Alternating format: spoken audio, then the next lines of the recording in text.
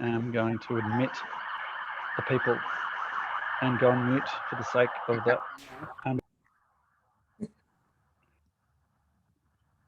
Hello and welcome everyone. Thanks for joining us. Apologies, we started just a little smidgen late. We are going to let a few of you trickle in because there's a lot of people interested in joining this session today, and we will kick off very shortly.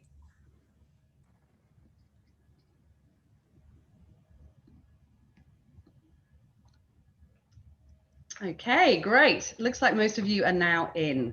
Hello and welcome everyone to this trail tutorial on how to host a virtual garage sale. You are in for a treat this afternoon.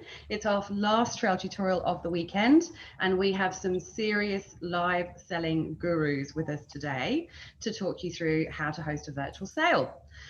Before we get started, I'd like to do a quick acknowledgement of country. In the spirit of reconciliation, Garage Sale Trail acknowledges the traditional custodians of country throughout Australia and their connections to land, sea and community. We pay our respects to their elders, past and present, and extend that respect to all Aboriginal and Torres Strait Islanders people today. So first off for today, just a little bit of housekeeping so that you know how today is going to work.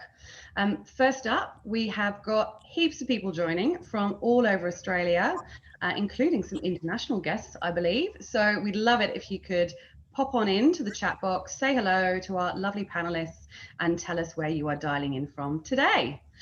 That chat box is also where to ask us any questions. I'm sure there's going to be lots and lots of questions. We've factored in at least 15 minutes today to ask our special guests your questions, because we know there's going to be lots of questions about this new way of selling. So don't be shy, get your questions in there for our experts, and we'll be sure to cover those as much as we can at the end of today's session. The other little bit of housekeeping is to make sure you have the best view. We really recommend you use speaker view. You should have a view button in the top right-hand side of your screen. Click on that and choose speaker view to get the best picture today. Okay, so let's get cracking. For those of you that don't know Garage Sale Trail, we are a not-for-profit that's been around for 11 years. We organise an annual festival of garage sales that last year saw over 250,000 Australians get involved at over 10,000 garage sales.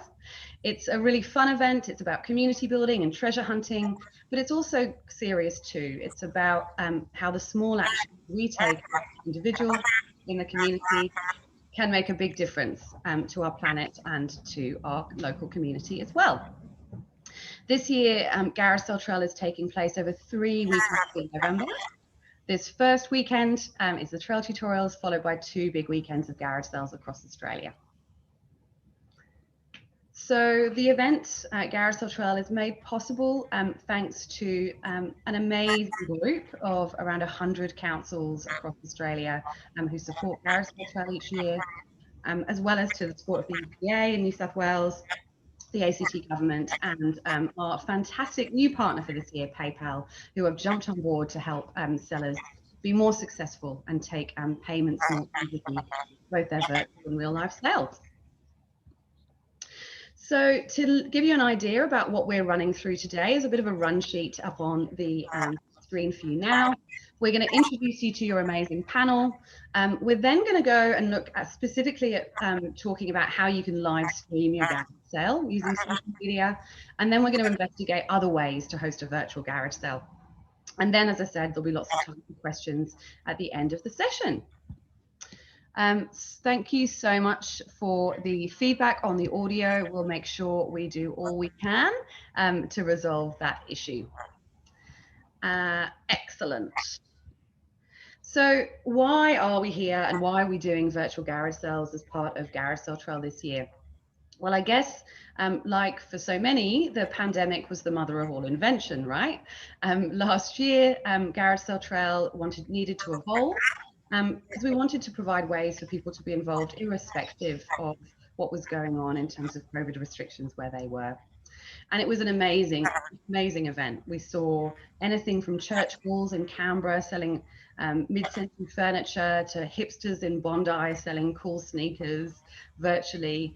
And what was great about it was the way it opened up garage sales to anyone in Australia. You know, you weren't blocked by geography. You could dial in from Sydney to a sale in Bundaberg or Perth. So this year they're back bigger than ever, and we're encouraging people to have a sale in one of 4 different ways. People can choose to live stream their garage sale on Instagram, TikTok, or YouTube, or they can host a sale in their feed or story, social media, or simply link their garage sale to an existing online marketplace. So that's the background for why we're here. We're now going to meet our fabulous panel of experts. So let's jump in to meet them all.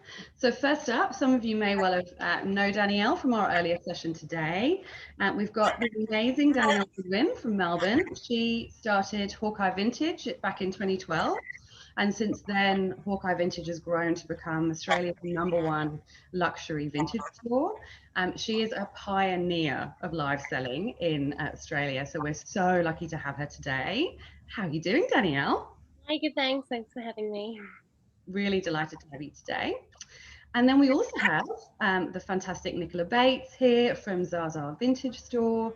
So Nicola has a long career in fashion and 3 years ago set up Zaza Vintage Store, which is a fantastic store. If you don't know it, please do go and follow her on Instagram. That's really size inclusive and price inclusive. And you sell through various different ways, Nicola, online. I do. Sorry, I'm just hearing a bit of feedback happening too. I do. As I say it, I put all of my eggs in lots of different baskets, but mainly Instagram, yeah, and Etsy. Great. And then we also have the lovely Jess Ricks with us from PayPal. Hi, thanks for having me. So Jess, for those of you that don't know her, is PayPal's consumer shopping and insights expert, and is going to be here today to tell us all about how to take secure online payments for your garage sale. So given that we've got some funny little issues with my audio that we're resolving at the moment, let's get you guys to tell your stories. How about we kick off with you, Danielle? Could you tell everyone a little bit about your business and your kind of live selling experience? Hi guys, I'm Danielle from Hawkeye Vintage.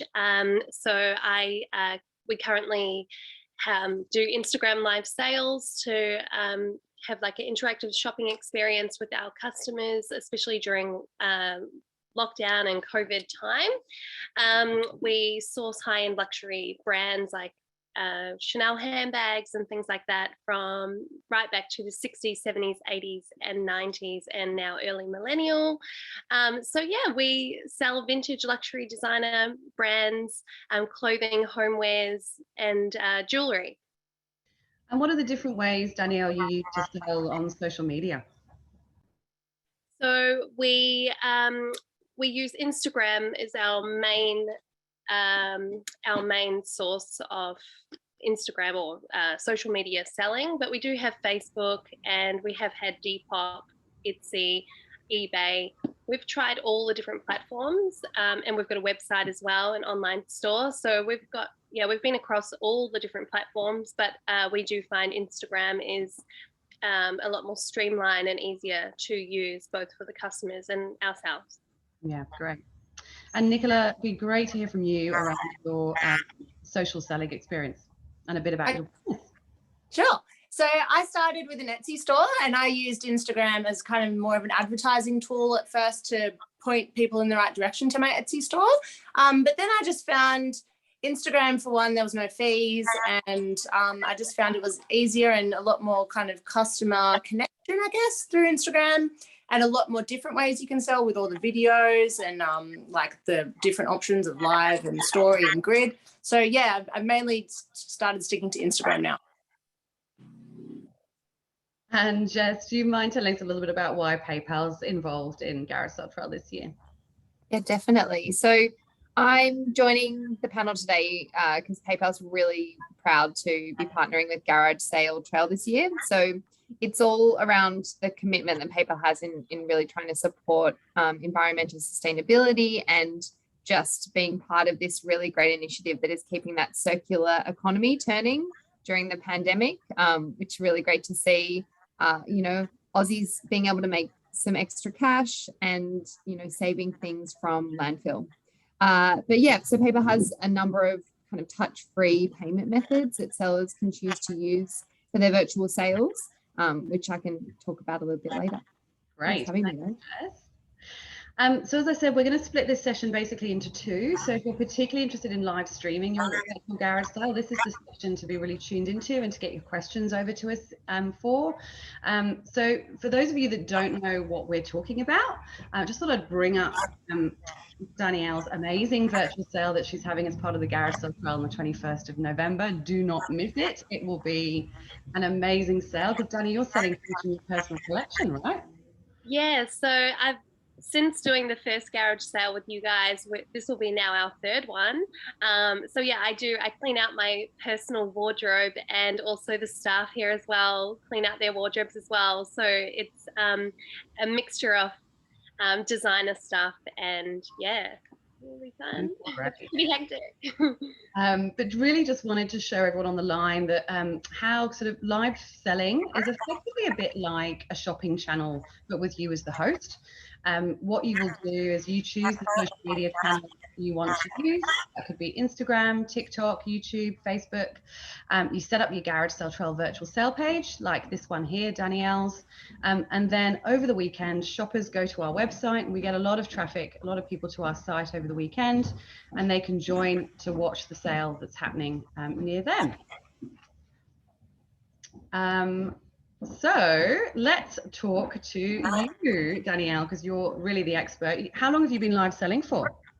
We've been live selling now for 3 years. So we came up with a sort of live selling initiative actually the year before COVID happened. So we had kind of had a head start with doing the live selling pre-COVID, which worked in our favor because we were well set up, ready to go. When COVID happened, we just kept it going and fine-tuned everything. So about 3 years now. Is it? Yeah, 3 years. Time's just flowing. Can you maybe tell us a bit about what you do when you live sell? Because I think there'll be people on the line that have never seen a live sale before. Do you mind kind of explaining a bit about how it works? Yeah, sure. So with a live sale, we basically are live on camera and the customers can chat to us and interact with us. And I show the products that we have available for sale, show all the details, and it's almost like a live auction, except the prices are just set prices. And people buy directly during that live sale, like as soon as I show something, somebody will inquire and the item is sold. And how do you deal with things like payments? How do people actually buy? So we use all different platforms for payments. We've got credit card facilities, bank transfer, PayPal, Zip Pay, and we also have a payment plan system. So we cover all different payment options.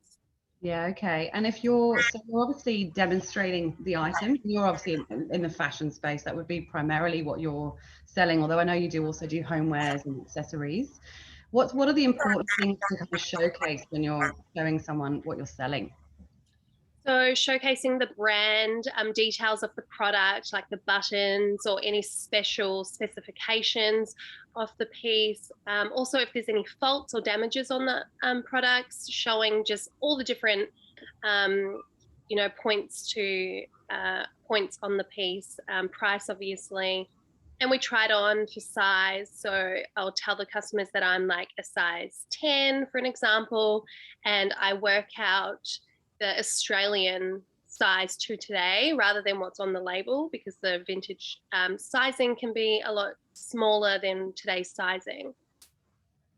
Yeah, and I'm sure, Nicola, you've got similar experiences, right? You've been live selling not quite as long as Danielle, but certainly do Instagram live selling too. What would you add to that? Yes. Sorry, can I just check? I'm seeing all these people saying they can only see me. Am I doing everything right? You're pinned. You've How got do like I a unmute myself? All right, let me have a look at that while you're chatting through things. Okay, have I done that? I think it's fixed now. I think it's fixed. Ah. Oh, it just went back to being unfixed. Okay, good. Guys, I'm not trying to steal the show, I promise. So I started live selling in lockdown, actually. It was a mixture of boredom, craving one-on-one, like, you know, interaction with other people, and just mixing things up, really, just trying to see if it was a new way of selling for Zaza Vintage Store. And it worked really well. I had really positive feedback. So I pretty much started doing a live sale a week during lockdown. And then I've slowed down a little bit because I've been hoarding for Garage Sale Trail, which has been a bit time consuming, but I really like it. So I think I'll integrate it with all the other ways that I sell, and just keep doing lives, keep doing grid, keep doing stories. And now I'm going to do it in person as well. So how do you decide what you were selling for your lives? It was kind of, I started with doing, let's say, all skirts one week, then the next week I'd do all shirts. But now I actually noticed that mixing it up and having a variety of shirts, skirts, jackets, dresses actually worked a little bit better, because I think maybe engaged a few more people. So yeah, it was normally whatever I'd been able to source that week, or I had to get quite creative with my sourcing during lockdown, which was really good. Actually, it kind of showed me new ways of doing things. So yeah. And is that as part of selling a variety of stuff rather than just say shirts? Does that mean you can kind of style things to show people how to wear them together, maybe, or how they could kind of introduce it into their own wardrobe? Yeah, I try to do that. I kind of, with my, as you mentioned, my fashion background, it has been great to be able to give styling tips as I'm explaining things. So, for instance, say like this would look really great with a pair of white pants, or you could style this to look a certain way, like a boho way, or if that wasn't your vibe, you could style it, you know, with a big gold hoop and a heel, or, you know, those kinds of little tips that people are seeming to enjoy. And what about you, Danielle, in terms of how you decide what to sell? Is it, you know, the specific things that you would sell online, at a live, that you wouldn't sell in another way? One thing, like black doesn't really sell well on the live. It doesn't really show up on video very well. But in terms of choosing products, just what the people want, I suppose. Is it important to think about things that you can easily ship and send? Well, we don't do big pieces of furniture, so we do cutlery, you know, tea sets and things like that, and it's fine. We just pack and ship everything. Let's talk about shipping, because I'm sure that's something that lots of people have questions about, and I know that you've got a really great way of dealing with it, Danielle. How do you charge for shipping? How do you deal with it? So we just try and keep it as simple as possible for us and the customer. We just have a flat rate. So for example, within Australia, it's $15 per every 2 items that the customer buys, or $25 for international shipping per every 2 items. So if they buy 4 items, we'll double the shipping. So we keep it like really reasonably priced. We recycle all our packaging. So even though they might be getting a Chanel bag, it's going to come, unfortunately, in some recycled packaging, but that's just part of, you know, being a vintage store and being as sustainable as possible. We do have like dust bags and stuff like that as well. And yeah, so we try and keep the costs down with the shipping, and use a courier service. And yeah, it's really easy. And Nicola, what about you for shipping? Do you have any extra tips to add in there? I am terrified of shipping breakable things, so I try to stick to clothing, bags, jewelry, that kind of thing, where possible, unless I come across something amazing, but I try not to. And I just use Australia Post. I found they're the most reliable. I think they're easy to work with and deal with. I found they're great in the crazy thing where something goes missing. They've been really good to refund you and give you money back. And I just charge a flat rate, and then I absorb part of the cost if it's more than that.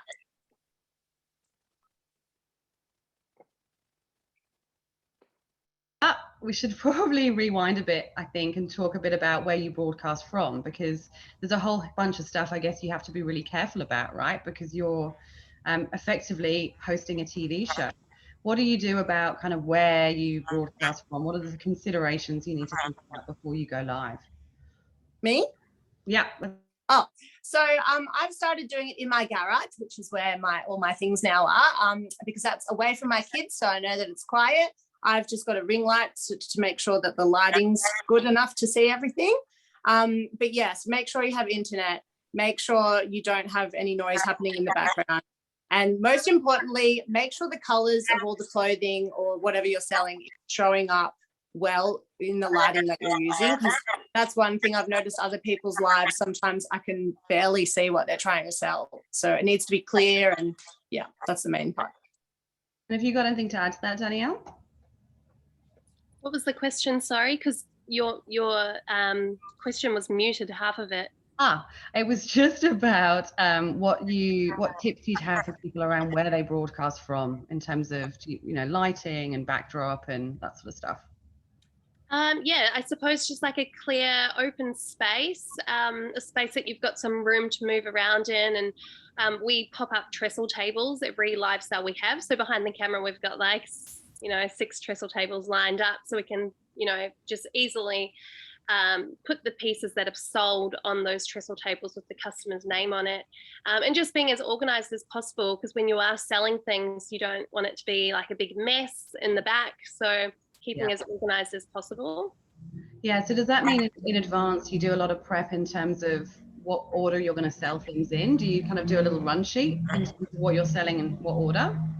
Sometimes we do. Sometimes we have like a run sheet of like we're going to do jewelry first, scarves, etc. And then sometimes we just do a big mixture of things, and just whatever the customers are vibing at that time, will just spontaneously show things that they're requesting on the spot. So yeah, both ways can work. Yeah, okay. And in terms of, we obviously have to get shoppers there in the first instance. What are your tips, Nicola and Danielle, in terms of actually getting people to show up to your sale in the first instance? Should we start with you, Nicola? Sure. I mainly just start talking about it a week beforehand on Instagram. I pop up a little countdown reminder, and I just pop on either on the grid or on video saying, reminder, I'm doing this story sale, or I'm doing a live sale. Here's the time. Set an alarm in your phone, or, pop on a reminder. That's about it. And Danielle, is social your big push as well to get people along? Is that the main way you would encourage people? Yeah, we promote to our existing followers, and we do like photo shoots prior to the sale to showcase products that are going to be in the sale, to give people a sneak peek.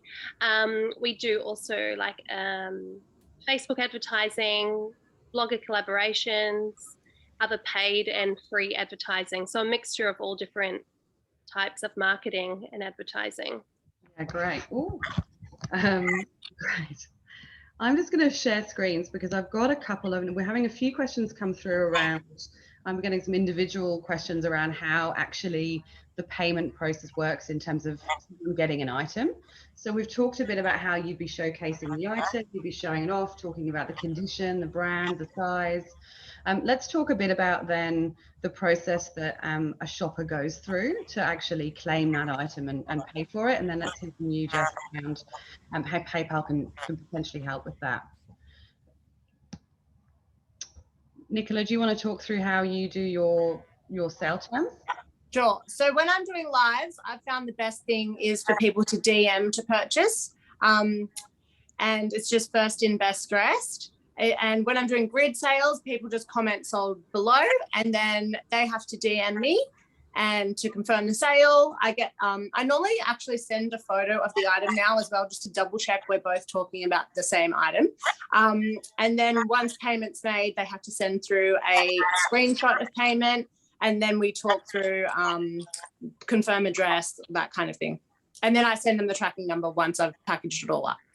Yeah, great. And actually, for those people that register to do a virtual garage sale on the trail, good to know that you'll get templates and support to help you do this. So don't feel like you'll be going it alone.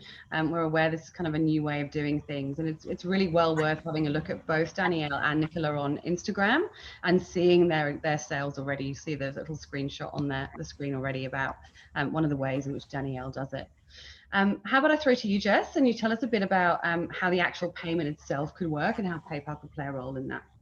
Yeah, definitely. So from this year, sellers can actually choose to set up a unique PayPal Me link and share that with their customers. So it's really easy for customers to buy via the link. So they just literally click on the link and buyers enter the amount that they've agreed with you, that they owe you, they hit confirm, and then sellers will receive that really instantaneous payment confirmation in their PayPal app.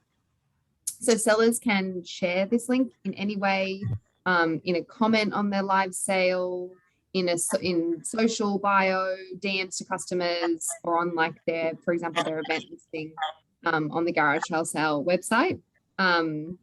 We find for buyers that actually making a payment via PayPal Me link works really simply. So it's just like sending money through the PayPal app to a friend. They just click on that unique link, cuts out a couple of key steps for them. And that's something we've seen a lot of success for virtual sellers before, is just that speed and simplicity of being able to purchase. Yeah, and that's probably a good thing to cover, actually, Danielle or Nicola, in terms of it must be important when you're live selling to get payment notifications really quickly, right? Because you often go next. There's a term called next in line, Danielle, isn't there? Around you give people generally a certain amount of time to buy, and then it goes to the next in line. Can you tell us a bit about that?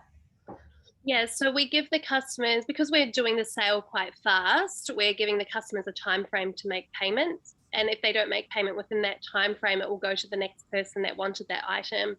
We just don't have like the means to hold items, and because there's more than one person wanting the products, you know, we might have 10 people per item that line up for it. So we just need to keep it moving.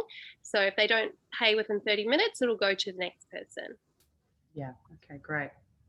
And Nicola, you think you have a similar system, right?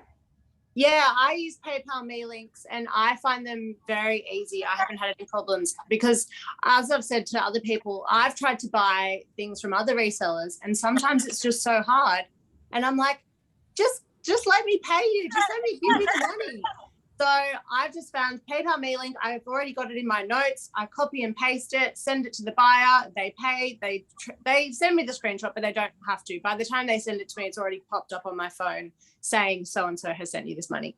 And yeah, I just think it's super easy. The easier you can make it, just to get the sale, make it go through, have it done and dusted, I think the better. Yeah. And just before we move into some of the other ways that you can sell virtually on the Garage Sale Trail this year, can we just do like maybe a top tip from you, Danielle and Nicola, on live streaming? What would be your kind of number one recommendation for someone who's new to it? Danielle, do you want to go first? You're the master. My top tip for live selling would be having an audience to sell to. Great. And Nicola? I like to describe things in a way that make people feel that they're looking at it in person. So I would say the more detail, the better. A lot of people often want to know the fabric. They want to know if it has pockets. They want to know what the closure might be, whether it's a zipper or a button. You really want to make people feel like they can touch it and see this item in real life, even though they can't. Yeah, there's certain things that are really important to people with clothing, like, you know, whether it's a real wrap dress or whether they can, let's say, breastfeed in it, or whether it's easy to get in and out of. And yeah, I just try and give as much information as possible. And I guess that's a really good point, isn't it, Nicola, around why you would live sell over a different way of virtual selling, right? Because at least you can have people can ask you questions. It's a bit more dynamic and in the moment. And if people want to know more, they can comment to ask you. And as Danielle said, when people can write in the chat, like, I've seen that happen on your sales, Danielle, actually. They'll say, oh, do you have any more like scarves or something? And then she'll say, yes, actually I do. And that's really cool because, you know, we might have stock of something that we weren't necessarily going to show, but when people ask a question or ask about something in particular, we can then say, oh, well, actually, now that you mention it, yes, we do. And here it is. Would you like to buy it? Yeah. So we've talked a little bit about live selling. We'll obviously come back to people's questions, so feel free to keep those questions coming about live selling. Now we're going to touch on some other ways that people could have a virtual garage sale, because we know that a live sale might not be for everyone. Certainly, you know, if you're a bit more camera shy, the idea of having to present and show off your item might be a bit intimidating. So there's other ways you can be involved. And you'll see a very familiar person on the screen right now. One of those ways is by hosting a feed or story cell on your social media channels. Nicola, could you maybe tell us a bit, given you're on the slide right now, could you tell us a bit about how you sell in your Instagram feed? Yes, so this is really good, is like you said, if you are a little bit shy, which I just say I was very shy when I first started doing it, but with practice you get a little bit more comfortable. But that is something where you can pre-prepare everything ahead of time. So you can take all the photos, you can write down all the information, you can measure everything up, and then you literally just have the photos in your phone and post them onto Instagram with all the information below, and the customer then just writes sold below it, or if you prefer, DM to buy. Yeah, it's a great way, and you don't always have to model it. Like I do model my things, but you know, you can show it on a hanger, or you can style it in a flat lay, or you can show it in any way that you feel, you know, happy with, I guess. So I'm guessing from that if you're relying on either a video or a photo, it's obviously going to be important to take a good picture of the item. What are your tips for taking good pics? Oh, sorry, Babs, I couldn't really hear. So lighting, making sure everything's clear, making sure, and it doesn't have to be, I know a lot of people have mentioned ring lights, they are cheap and easy to buy, but even just natural light is fine. Lighting, and again, details, focusing in on the things that people might not pick up on. Showing labels a lot too. If you are selling vintage items, a label can prove that it's vintage. And that's it. That's probably it for now. A plain background, so it's not too busy. Yeah, okay, so good lighting, plain background, and showcasing some of the special features or stores or unlabeled. Yeah. So probably you're looking at maybe like a carousel on Instagram, for example. Yes, definitely. The more photos, the better. I actually personally don't love it when other sellers kind of just show one shot of a dress. I kind of want a close-up of a print, and I want to see the length of something, or yes, same sort of things. Like I want to see the back of it, the closure. Yeah, as many details as possible, I think. You can't go wrong with too many details.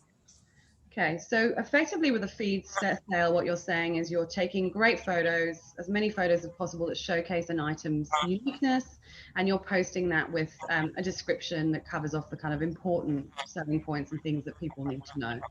Correct. And is a story sale is quite similar to that? What's different about between a feed and a story sale? Well, a feed will stay up there for as long as you want it to, unless you take it down. A story sale will only stay up for 24 hours. So I find story sales are quite good for sales if you want to get rid of some things quickly. Because they expire, it creates a sense of urgency where, you know, if people don't see it in that 24 hours, it's gone. Yeah, I actually used to do story sales, but I do prefer even doing a story sale, but then following up with the photos on the grid as well, so that you can, again, put the more detailed photos, the more detailed information that you can't quite fit on a quick story slide. Yeah, and Danielle, I know you're known for your live selling, but you obviously sell using live feed and stories as well. What would you say the advantage of the other types of sale are on social media, like a story sale or a feed sale? Some people don't like a live sale. Some prefer to shop, on the feed or by just looking at photos, still photos rather than video. So I think trying all the different platforms and different avenues that you can, it will actually just suit different customers. And you'll notice that you might get one sale from the feed and one sale from the story, and each of those customers may not have been on the other platform. So it's good to give that option to the customers to shop either way to what better suits them. Yeah, great. And actually that's a really good point you make there. We've kind of zoned in a lot on Instagram so far, and Nicola, I know that you've got a lot of experience using things like Facebook Marketplace. Be good to talk a bit about Facebook Marketplace. I can see there's some questions coming up about that. Do you mind telling us a bit about when you would use which one and what the advantages are? Yeah, so I tend to, depending on the item, I do tend to chop and change between platforms like Danielle said, to try and target a range of people. So I find if I come across something in, let's say, an op shop and I'm not sure of the price, or I think it could be worth a good amount. Like I've done my little Google, but it might show a range of pricing. I think eBay is really good for that because then you can always put it on an auction and then just, put your baseline in and then just see how it goes. And then Facebook Marketplace, again, yes, if it's especially something breakable, I tend to do Marketplace because, as I said, I'm terrified of posting breakable items. So people can come and pick them up from me. And the other thing I use a lot is Facebook groups. So, for instance, the other day I found like this really cool retro Tupperware serving platter. And I know that, they're really sought after. So I joined a couple of Tupperware groups so that I could sell it in those. So I think also you can find groups, like really niche groups on Facebook to sell in as well, and local buy swap sell groups as well. I always sell. So I pretty much do the listing, pop it in Marketplace, and then you can actually now just tick all the other groups that you want to also list it in. You've already got the photos, you've already got all the information. So you might as well just put it out there to the universe. That's what I do, and see where it goes. That's great. That's really great. We've got a few questions coming in, so I might just turn to some of those. We've got questions for you, Jeff, around PayPal and whether the PayPal Me can be a business name. Yeah, great question. Absolutely, it can. So you can set up your PayPal Me associated with the business or your own personal account, your own personal PayPal account. It's completely up to what kind of suits you and your online sale. Yeah, great. And actually another one, just while we're talking to you, Jess, from Sam, is PayPal. What are the fees associated with PayPal using PayPal Me? Yeah, so it's a really good question. We have both QR codes for in-person sales during the Garage Trail events and then PayPal Me links, which are best used online. Sorry, if you can't hear me, I can also hear the repeating of my own voice. But yeah, it's free to create and share a QR code, and we don't charge a fee to set up a PayPal Me link. So sales that are made by a PayPal Me link incur the standard transaction fee of it's about 2.6% plus 30 cents. And then for QR codes, it's only you only pay 0.9% plus 10 cents, which is lower for transactions under $10. So super reasonable, standard fees, but really reasonable. Yeah. Great. It's sounding like lots of people on the line would like to hear a little bit more about some more basic information about hosting a virtual garage sale. So let's do a little bit of an overview of that for you guys. So you can host a virtual garage sale on the trail in one of four ways. You can choose to live stream on a social media platform over the Garage Sale Trail weekends. You use the Garage Sale Trail website to promote your sale and reach a big audience of people who know that Garage Sale Trail is happening. Shoppers go onto our website, search virtual sales, and are able to then dial into your sale. So they might see you live, they can join on your social media platform to buy your stuff from you. So we're just going to check through the questions that are coming through.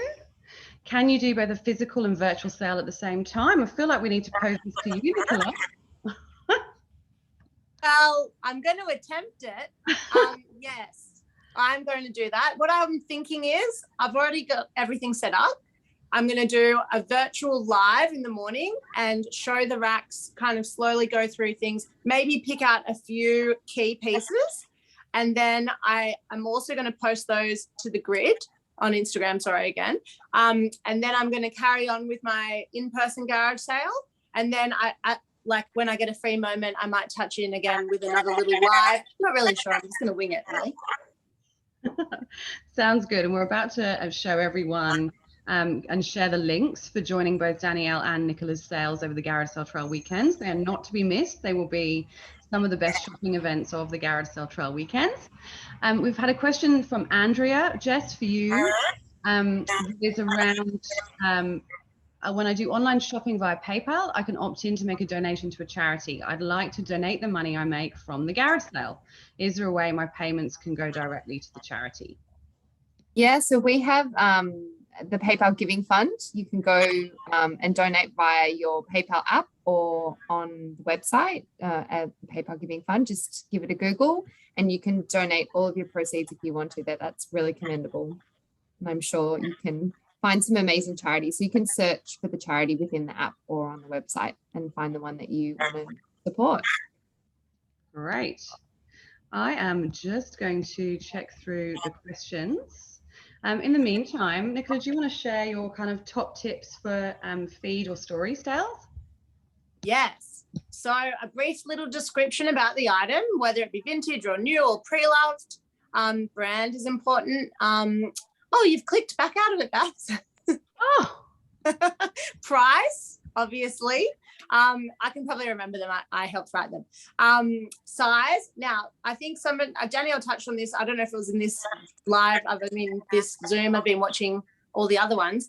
But if you are selling vintage, please try and do a size estimate in modern day sizing, because even though it might say a size 12 on the actual garment, it is so not a size 12 of today. So it's just an estimate. You can warn people that it's your opinion. That's what I do. And then you can provide the measurements as well, which is the next point, measurements. Yeah, like I said, as much information. So what the closures are, what the material is, if they have the tags, if there's any flaws or any kind of what the condition's like. And then if it is going to be like a bulkier item, you might want to charge a little bit more for postage. great.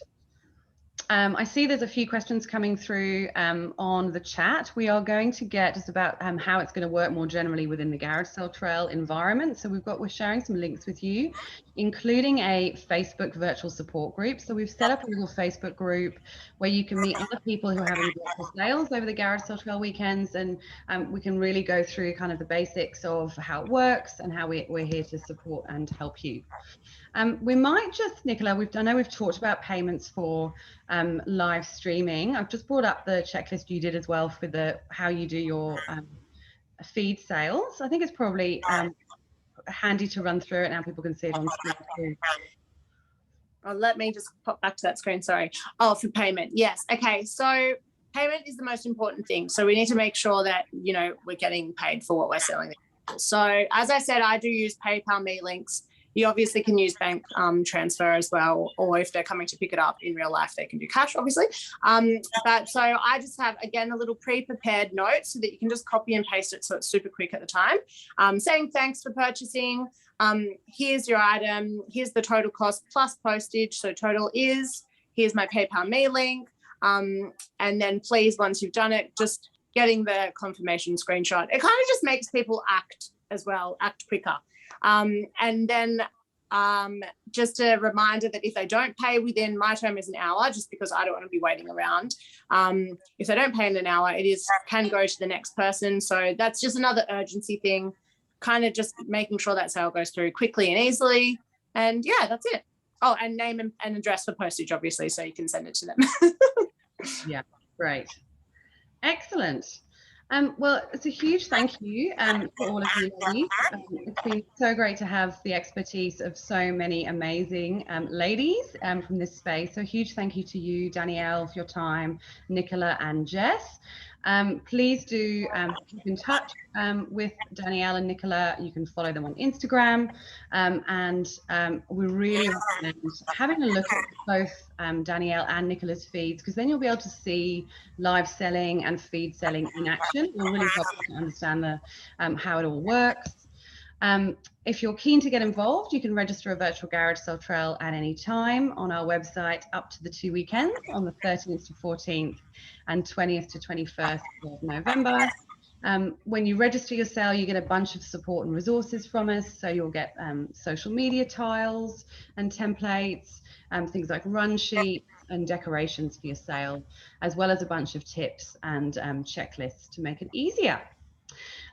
We need to kind of finish, I think, with a mention of two of the best sales on the trail. So this is your sale, Nicola. Any chance you could share with us one of the top items you'll be selling? Oh, some of the top items. Well, like I said, I have been going crazy sourcing up a storm, especially after being in lockdown for so long.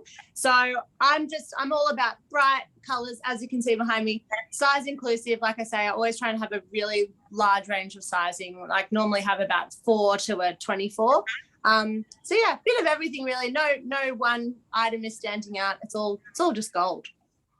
Of course it is. Well, we can't wait to tune in. Nicola is taking part on all weekends of the Garage Sale Trail, the 13th, 14th, 20th, 21st. So dial in then to see how it's done. And then, of course, on the 21st of November, Danny, you have got your Hawkeye Vintage Garage Sale.